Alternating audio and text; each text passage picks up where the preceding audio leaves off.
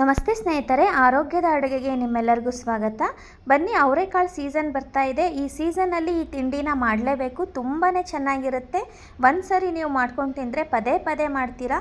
ಆರೋಗ್ಯಕ್ಕೂ ಕೂಡ ತುಂಬ ಒಳ್ಳೆಯದು. ಮೆಂತ್ಯ ಸೊಪ್ಪು ಮತ್ತು ಅಕ್ಕಿ ಹಿಟ್ಟು ಮತ್ತು ಅವರೆಕಾಳನ್ನು ಬಳಸಿ ಮಾಡೋ ಈ ತಿಂಡಿ ತುಂಬಾ ರುಚಿಕರವಾಗಿರುತ್ತೆ. ಬನ್ನಿ, ಅದನ್ನು ಹೇಗೆ ಮಾಡೋದು ಅಂತ ನೋಡೋಣ. ನಾವಿಲ್ಲಿ ಮೊದಲು ಒಂದು ಹಿಟ್ಟನ್ನು ರೆಡಿ ಮಾಡ್ಕೋಬೇಕು. ಅದಕ್ಕೆ ನಾನಿಲ್ಲಿ 2 ಲೋಟದಷ್ಟು ನೀರನ್ನು ಹಾಕೋತಾ ಇದ್ದೀನಿ. ಅಕ್ಕಿ ಹಿಟ್ಟನ್ನು ರೆಡಿ ಮಾಡ್ಕೋಬೇಕು ನಾವು. ಆನಂತರ ಇದಕ್ಕೆ ಸ್ವಲ್ಪ ರುಚಿಗೆ ತಕ್ಕಷ್ಟು ಉಪ್ಪನ್ನು ಹಾಕೋತಾ ಇದ್ದೀನಿ. 1-2 ಟೀ ಚಮಚದಷ್ಟು ಎಣ್ಣೆನ ಹಾಕೋತಾ ಇದ್ದೀನಿ. ಎಣ್ಣೆನ ಹಾಕೋದ್ರಿಂದ ಹಿಟ್ಟು ನಮ್ಮ ಕೈಗೆ ಅಂಟೋದಿಲ್ಲ.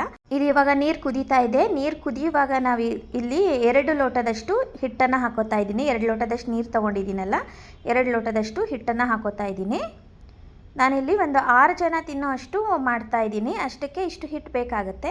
ಇವಾಗ ಇದನ್ನು ನಾವು ಒಂದು 5-6 ನಿಮಿಷ ಇದನ್ನು ಚೆನ್ನಾಗಿ ಬೇಯಿಸ್ಕೋಬೇಕು. ಈ ಹಿಟ್ಟನ್ನು 5 ನಿಮಿಷ ಹಾಗೆ ಬಿಟ್ಬಿಡಬೇಕು. ಆನಂತರ ನೋಡಿ, ಒಂದು ಚಮಚದ ಸಹಾಯದಿಂದ ಇದನ್ನು ಕೂಡಿಸ್ಕೋಬೇಕು. ಹಿಟ್ಟನ್ನು ಮುದ್ದೆ ಥರ ಮಾಡ್ಕೋಬೇಕು. ಪೂರ್ತಿ ಚೆನ್ನಾಗಿ ಇದನ್ನು ತಿರುಗಿಸ್ಕೋಬೇಕು. ಒಲೆ ಮೇಲೆ ಇಟ್ಕೊಂಡೇ ತಿರುಗಿಸ್ಕೋಬೇಕು ನಾವು.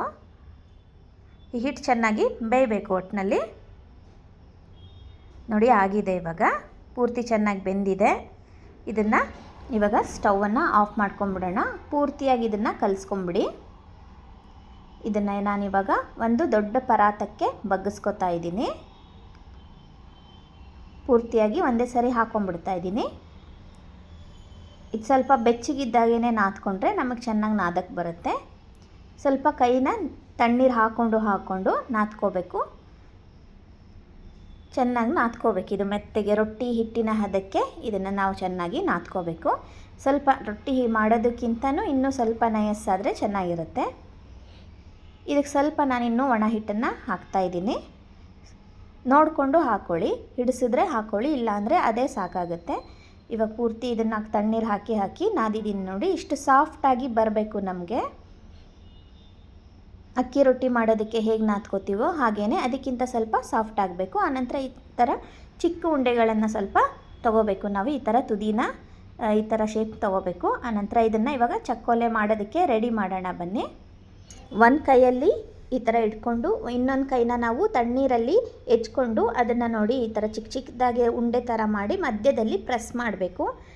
ಚಿಕ್ಕ ರೊಟ್ಟಿ ಥರ ಇದು ಈ ಥರ ಪ್ರೆಸ್ ಮಾಡ್ತಾ ಬರಬೇಕು. ಒಂದೊಂದೇ ಈ ಥರ ನಾವು ಈ ಹಿಟ್ಟನ್ನು ಪೂರ್ತಿ ಹೀಗೇ ಮಾಡಿ ಇಟ್ಕೋಬೇಕು. ಇದನ್ನೇ ನಾವು ಚಕ್ಕೋಲೆ ಅಂತ ಕರಿತೀವಿ. ಈ ಥರ ಒಂದು ತಟ್ಟೆನ ನಾನು ರೆಡಿ ಮಾಡಿ ಇಟ್ಕೊಂಡಿದ್ದೀನಿ. ಇವಾಗ ಒಂದು ಪ್ಲೇಟ್ ಕಂಪ್ಲೀಟ್ ಆದಮೇಲೆ ಈ ಮನೇಲಿ ತುಂಬ ಜನ ಇದ್ದರು ಅಂದರೆ ನಾವು ಎಲ್ಲರಿಗೂ ಕೊಟ್ಟರೆ ಒಂದೊಂದು ಪ್ಲೇಟ್ ಬೇಗನೆ ಆಗೋಗುತ್ತೆ. ಒಬ್ಬರೇ ಆದರೆ ನೋಡಿ ಒಂದೊಂದೇ ಮಾಡ್ಕೋಬೇಕಾಗತ್ತೆ. ಈ ಥರ ಮಾಡಿ ಇಟ್ಕೊಂಡು ಇವಾಗ ಒಂದು ಕುಕ್ಕರ್ ಪ್ಯಾನ್ಗೆ ನಾನಿಲ್ಲಿ ಒಂದು ಸ್ವಲ್ಪ ಎಣ್ಣೆನ ಹಾಕೋತಾ ಇದ್ದೀನಿ. ಎಣ್ಣೆ ಕಾದ್ಮೇಲೆ ಇದಕ್ಕೆ 1 ಕಟ್ಟಷ್ಟು ಮೆಂತ್ಯ ಸೊಪ್ಪನ್ನು ಹಾಕೋತಾ ಇದ್ದೀನಿ. ತುಂಬಾ ಟೇಸ್ಟ್ ಕೊಡುತ್ತೆ ಇದಕ್ಕೆ ಮೆಂತ್ಯ ಸೊಪ್ಪು. ನಾವು ಹಾಕಿದಷ್ಟು ಚೆನ್ನಾಗಿರುತ್ತೆ. ಕಡಿಮೆನೂ ಹಾಕೋಬೋದು, ಜಾಸ್ತಿನೂ ಹಾಕೋಬೋದು. ಜಾಸ್ತಿ ಹಾಕಿದಷ್ಟು ರುಚಿ ಜಾಸ್ತಿ ಇರುತ್ತೆ. ಈ ಮೆಂತ್ಯ ಸೊಪ್ಪನ್ನು ಎಣ್ಣೆಯಲ್ಲಿ ನಾವು ಚೆನ್ನಾಗಿ ಫ್ರೈ ಮಾಡಬೇಕು, ಇಲ್ಲಾಂದರೆ ಕಹಿ ಬಂದುಬಿಡುತ್ತೆ. ನೋಡಿ, ಎಣ್ಣೆಲಿ ಸ್ವಲ್ಪ ಗರಿಗರಿ ಆಗಬೇಕು. ಅಲ್ಲಿ ತನಕನೂ ನಾವು ಸ್ವಲ್ಪ ಹಸಿ ವಾಸನೆ ಹೋಗೋ ತನಕ ಚೆನ್ನಾಗಿ ಫ್ರೈ ಮಾಡ್ಕೋಬೇಕು. ಹಸಿ ಇದ್ದಂಗೆ ನಾವು ಹಾಕೋಬಾರ್ದು ಬೇರೆ ಪದಾರ್ಥನ. ಈ ಎಣ್ಣೆಯಲ್ಲಿ ಮಾತ್ರ ಇದು ಚೆನ್ನಾಗಿ ಬಾಡಬೇಕು. ಒಂದು 6-8 ನಿಮಿಷ ಅಂತೂ ಹಿಡಿಯುತ್ತೆ. ಆನಂತರ ಇದಕ್ಕೆ ನಾನು ಅರ್ಧ kg ಅವರೆಕಾಳು ಸಾಂಬಾರನ್ನು ಹಾಕೋತಾ ಇದ್ದೀನಿ. ಈ ಅವರೆಕಾಳು ಸಾಂಬಾರಲ್ಲೇ ಈ ಚಕ್ಕೋಲೆನ ಮಾಡೋದು. ಈ ಅವರೆಕಾಳು ಸಾರು ಹೇಗೆ ಮಾಡೋದು ಅಂತ ಒಂದು ವಿಡಿಯೋ ಮಾಡಿದ್ದೀನಿ. ಅದನ್ನು ಕೂಡ ಡಿಸ್ಕ್ರಿಪ್ಷನ್ ಬಾಕ್ಸಲ್ಲಿ ಹಾಕಿರ್ತೀನಿ. ನೀವು ಅಲ್ಲಿ ಹೋಗಿ ಚೆಕ್ ಮಾಡ್ಬೋದು. ಇಲ್ಲಾಂದರೆ ನಿಮ್ಮ ಮನೆಯಲ್ಲಿ ನೀವು ಅವರೆಕಾಳು ಸಾರು ಹೇಗೆ ಮಾಡ್ತೀರೋ ಆ ಸಾರನ್ನೇ ಮಾಡಿಬಿಟ್ಟು ಈ ಮೆಥಡಲ್ಲಿ ಮಾಡ್ಬೋದು. ಇವಾಗ ನೋಡಿ, ಸಾರು ಕುದೀತಾ ಇದೆ. ಇವಾಗ ಕುದಿಯುವಾಗ ಪೂರ್ತಿ ಕುದಿಯೋದಕ್ಕೆ ಬಿಟ್ಬಿಡಬೇಕು. ಸಣ್ಣ ಉರಿ ಮಾಡಿಟ್ಕೊಳ್ಳಿ. ಇವಾಗ ಇದನ್ನು ಕುದಿಯುವಾಗ ನಾವಿವಾಗ ಚಕ್ಕೋಲೆನ ಮಾಡಿಟ್ಕೊಂಡಿದ್ದೀವಲ್ಲ, ಅಕ್ಕಿ ಹಿಟ್ಟಿನ ಚಕ್ರದ ಹೋಳನ್ನು, ಅದನ್ನು ಇದಕ್ಕೆ ಸೇರಿಸ್ಕೊತಾ ಇದ್ದೀನಿ. ಸೇರಿಸ್ಕೊಂಡು ನಿಧಾನಕ್ಕೆ ಸೇರಿಸ್ಕೊಂಡು ಇದನ್ನು ಒಂದು ಸರಿ ಈ ಥರ ಮಿಕ್ಸ್ ಮಾಡ್ಕೊಳ್ಳಿ. ಜಾಸ್ತಿ ಕದಡಬೇಡಿ. ಆನಂತರ ಒಂದು ಪ್ಲೇಟನ್ನು ಮುಚ್ಚಿ ಸಣ್ಣ ಉರಿ ಮಾಡಿಟ್ಬಿಟ್ಟು ಈ ಥರ ಗ್ಯಾಪನ್ನು ಕೊಟ್ಬಿಟ್ಟು ನಾವು ಮತ್ತೆ ಚಕ್ಕೋಲೆನ ರೆಡಿ ಮಾಡ್ಕೊಬರೋಣ. ನಾನು ಇನ್ನೂ ಒಂದು ಪ್ಲೇಟ್ ಚಕ್ಕೋಲೆನ ರೆಡಿ ಮಾಡ್ಕೊಂಬಂದಿದ್ದೀನಿ. ಇವಾಗ ಇದನ್ನು ಫಸ್ಟು ಹಾಕಿದ್ದನ್ನು ಒಂದು ಸಾರಿ ತಿರುಗಿಸ್ಬಿಟ್ಟು ಆನಂತರ ಇನ್ನೊಂದು ಸ್ವಲ್ಪ ರೆಡಿ ಮಾಡಿದ್ದನ್ನು ಇದಕ್ಕೆ ಸೇರಿಸ್ಕೊತಾ ಇದ್ದೀನಿ. ನೋಡಿ, ಇದನ್ನು ಕುದಿಯುವಾಗೇ ನಾವು ಇನ್ನೊಂದು ಪ್ಲೇಟನ್ನು ರೆಡಿ ಮಾಡಿಕೊಂಡು ಬಂದು ಇದಕ್ಕೆ ಸೇರಿಸ್ತಾ ಹೋಗೋದು. ಫಸ್ಟಿಗೆ ನಾವು ಹಾಕಿದ್ದೆಲ್ಲ ಚೆನ್ನಾಗಿ ಬೇಯ್ತಾ ಬಂದಿರುತ್ತೆ. ಆನಂತರ ಇನ್ನೂ ಒಂದು ಪ್ಲೇಟನ್ನು ಹಾಕಿದ್ದೀನಿ. ಇವಾಗ ಟೋಟಲಿ ನಾನಿಲ್ಲಿ 4 ಪ್ಲೇಟ್ ಆಯಿತು ನನಗೆ. ಇವಾಗ ನಾನು ತೋರಿಸಿದ ಅಳತೆನಲ್ಲಿ ಒಂದು 6 ಜನ ತಿಂಡಿಗೆ ಆಗೋಗುತ್ತೆ. ಇದನ್ನು ತಿಂಡಿಗೆ, ಮಧ್ಯಾಹ್ನ ಊಟಕ್ಕೆ, ರಾತ್ರಿ ಲಂಚ್ಗೂ ಕೂಡ ಬಳಸ್ಬೋದು. ಅಷ್ಟು ರುಚಿಯಾಗಿರುತ್ತೆ. ಬಿಸಿ ಬಿಸಿ ಮಳೆ ಬರುವಾಗಂತೂ ಬಿಸಿ ಬಿಸಿ ಇದನ್ನು ಮಾಡ್ಕೊಂಡು ತಿಂತಾಯಿದ್ರೆ ತುಂಬಾ ಚೆನ್ನಾಗಿರುತ್ತೆ.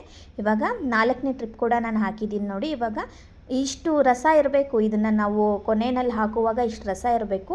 ಯಾವಾಗ ಇಷ್ಟು ರಸ ಇರುತ್ತೋ ಅಲ್ಲಿಗೆ ಹಿಟ್ಟು ಇದ್ದರೂ ಕೂಡ ಸ್ಟಾಪ್ ಮಾಡಿಬಿಡಿ. ಆನಂತರ ಮತ್ತು ಹಿಟ್ಟಿದೆ ಅಂತ ಇನ್ನೂ ಮಾಡಿ ಮಾಡಿ ಹಾಕ್ತಾ ಇರಬೇಡಿ.